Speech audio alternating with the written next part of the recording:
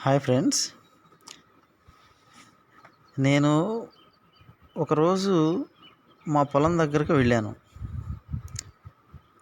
వెళ్ళడం వల్ల దారిలో ఒక చెరువు కనిపించింది. ఆ చెరువు దగ్గర వీళ్ళు ఆ చెరువులో ఉన్న ఆకు, గడ్డి మొక్కల్ని కానీ ఆకులను కానీ మొత్తం క్లీన్ చేస్తున్నారు.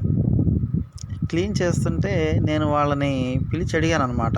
ఎందుకు ఇలా క్లీన్ చేస్తున్నారు అని చెప్పేసి అడిగితే వాళ్ళు చెప్పిన విషయానికి నా మైండ్ బ్లాక్ అయిపోయిందనమాట. ఈ రోజుల్లో మనుషులకే ఏదైనా ప్రాబ్లమ్స్ వస్తే పట్టించుకోని జనాల్లో ఇలాంటి వారు కూడా ఉన్నారా అని నేను చాలా ఆశ్చర్యానికి గురయ్యాను అనమాట. ఇంతకీ వాళ్ళు ఏం చెప్పారో తెలుసా? ఈ రోజుల్లో సమ్మర్ టైంలో గేదెలు, పశువులు అన్నీ పొలాలకు వెళుతుంటాయి కదా. పొలాలకు వెళ్ళినప్పుడు అవి మేత మేసిన తర్వాత వాటర్ తాగడానికి ఇలాంటి చెరువుల దగ్గరికే వస్తుంటాయంట.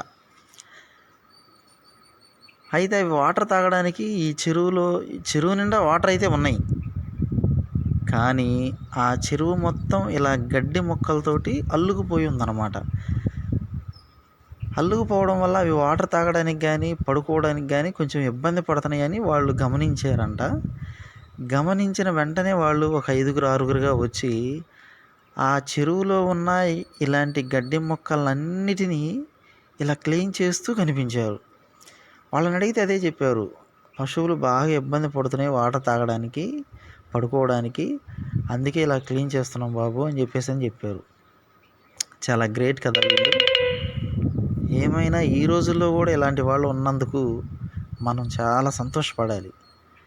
కాబట్టి మీ ఊరిలో కూడా పశువులు ఏదన్నా వాటర్ తాగడానికి ఇబ్బందికరమైన చెరువుల దగ్గర ఇలాంటి ఏమన్నా ఇబ్బందులు ఎదురైతే మీరు కూడా ఇలా కొద్దిగా క్లీన్ చేస్తే వాటి దాహాన్ని తీర్చిన వాళ్ళు అవుతాం.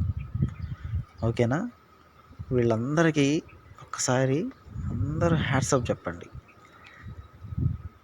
చాలా చాలా మంచి పని చేస్తున్నారు వీళ్ళైతే.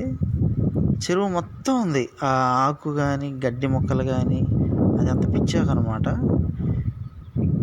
వీళ్ళు ఎంత రిస్క్ చేసైనా సరే ఆకు మొత్తం క్లీన్ చేస్తాము, పశువులకి ఇబ్బంది లేకుండా చేస్తామని చెప్పారు.